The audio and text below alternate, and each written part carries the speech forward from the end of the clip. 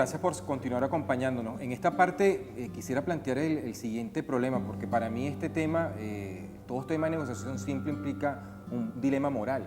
Porque, por ejemplo, ¿cómo yo le explico o le justifico a los padres de Neomar Lander o a los de Basilda Costa, que fue asesinado en el 2014, que la oposición se tiene que sentar a negociar con los represores, con los responsables del asesinato de sus hijos? O sea, ¿cómo yo le explico esto a una sociedad que ha vivido en 100 y pico de días de protesta una represión brutal, que ha habido esta situación, esta injusticia que clama al cielo? ¿Cómo tú le explicas a esta sociedad que tienes que sentarte a negociar con los secuestradores para que entreguen los rehenes y entreguen el botín? El mejor homenaje para los caídos, víctimas de esta tragedia, es la paz, es la reconstrucción democrática de la República de Venezuela. ¿Y el precio de esa paz es la impunidad? No puede ser el precio la impunidad, por el contrario, es decir, porque cuando tú te haces un planteamiento de negociación, aquí se tiene que definir un proceso de eso que llaman ahora justicia transicional. Y que incluye la propia participación de las víctimas y los familiares de las víctimas. O sea, a opinar y a considerar si en efecto se ha podido lograr justicia a través de ese proceso con ellos. Por eso. Esa es una condición mínima que siempre debe privar este tipo de cosas, porque bueno, por supuesto, nadie puede jugar con el dolor de los demás. Es un condicionante que está allí, es algo que nos presiona enormemente. Pero ¿qué queremos nosotros? Que esa lista de 100 que dice el Ministerio Público, o 120 que dice la ONG, sea grande a 100 y a 100.000 y a 120.000. Ya va tiempo. El doctor José Vicente, a ver, vamos Pero hay contigo. algo muy importante y por eso yo quería recalcar que la negociación, la única negociación posible es una negociación para la transición de la dictadura a la democracia. Tenemos declaraciones de Arias Cárdenas, de Adán Chávez, del propio Nicolás Maduro diciendo que lo que no puedan alcanzar por los votos lo conseguirán por las armas. Este es un régimen que está dispuesto a matar a todas las personas que tenga que matar con tal de mantenerse en el poder. Eso tenemos que tenerlo claro. Y tenemos que tener eso como base y como elemento crítico en el marco de este planteamiento de una negociación. Y precisamente por eso es que reivindico el tema. Únicamente puede haber negociación para la transición de la dictadura a la democracia. Tiene que haber en esto un acompañamiento indispensable, necesario, internacional y una presión internacional. Debe aumentar la presión internacional y debe aumentar la presión internacional no solamente por voluntad propia de los estados.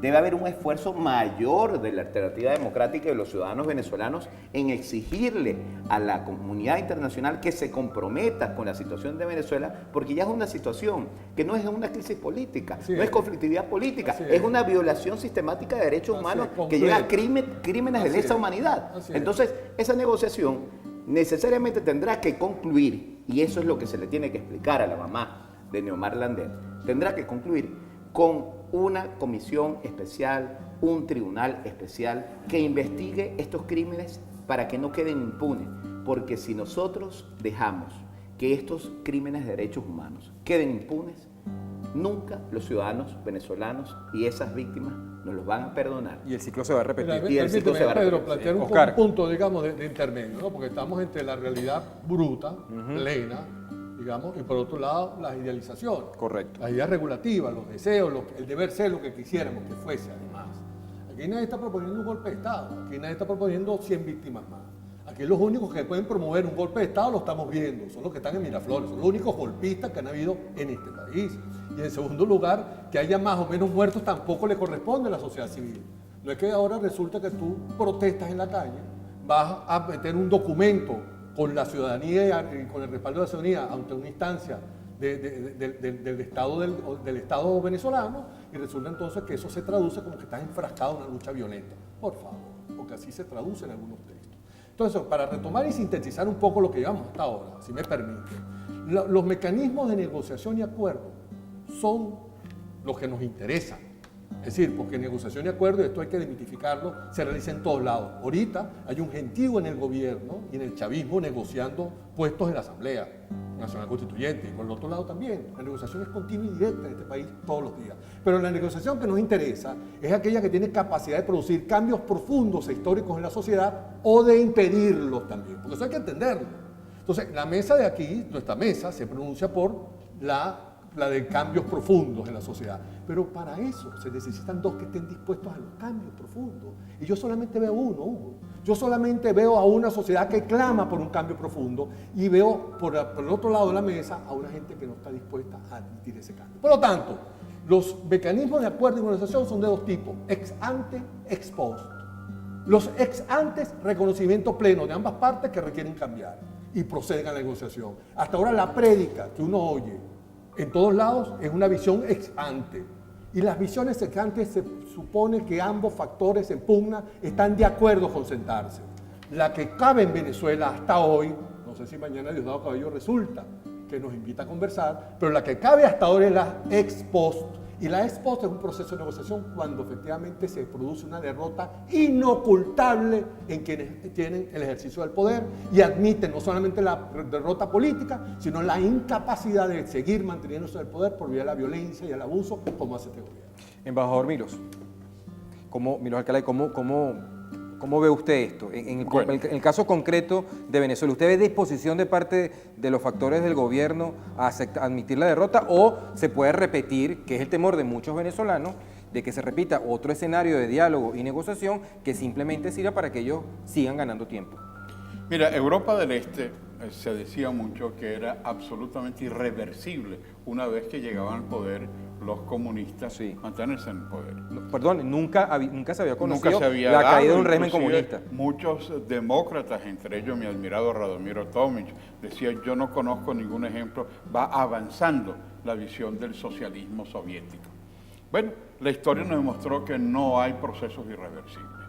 Y una explosión, o mejor dicho, explosión en el caso de Rumania, donde yo fui embajador, pero muy breve, logró que otro Nicolás, el Nicolás Ceausescu, ¿no?, tuviera que correr con su esposa Elena para no ser fusilado, y finalmente fue fusilado por los mismos generales, por los mismos ministros que Ceausescu había nombrado. Que lo sostenían en el poder. Y al mismo tiempo ese gobierno de transición, que fue conducido por John Iliescu, que había sido secretario de la Juventud Comunista, fue el que encarnó el cambio, una situación de transformación de una Rumania hacia la democracia. O sea, que incluso en el caso rumano, el cambio vino desde adentro del régimen. Desde adentro y acompañado, y eso es muy importante, esa acotación tuya. Hay una primavera venezolana que ha durado 100 días, una primavera heroica. Unos jóvenes que están lanzados, no dirigidos por los partidos políticos, han superado. Los líderes políticos lo que han hecho es surfear ese movimiento, muchos de ellos acompañándolo plenamente, pero en el fondo es la desesperación. Con mucho menos en Timisoara, con un día de protesta, rompieron la bandera comunista de Ceausescu y quitaron la hoja y el martillo. Con una sola protesta, en el caso de la Plaza Nacional de Bucarest, acabaron con un régimen absolutamente tiránico. Bueno, y lo mismo la primavera árabe. Esta primavera venezolana es heroica, pero al mismo tiempo hay la necesidad. Nosotros hemos tenido el mes de julio, podía haber sido y fue un mes de implosión.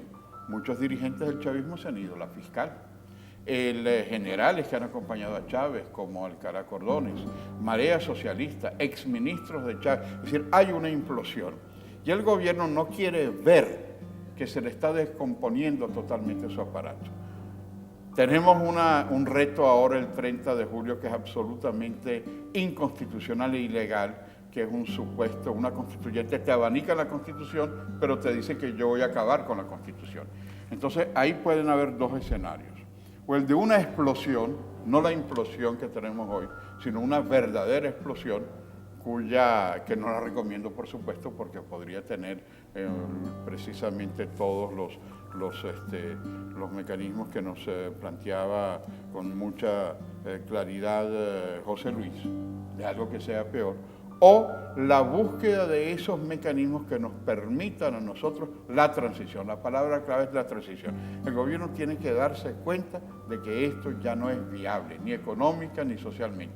Y los 4 puntos que están en la mesa, que son los que el cardenal Parolin planteó, están vigentes todavía. O sea, una negociación, tú decías, y con todo acierto, que es muy importante la oportunidad, pero también es muy importante un plan de acción que nos permita a nosotros llegar a una solución planteada en la Constitución del 99 y cumpliendo los derechos humanos, la crisis económica. Claro, Tenemos eso que- es claro, tenemos eso es que- claro.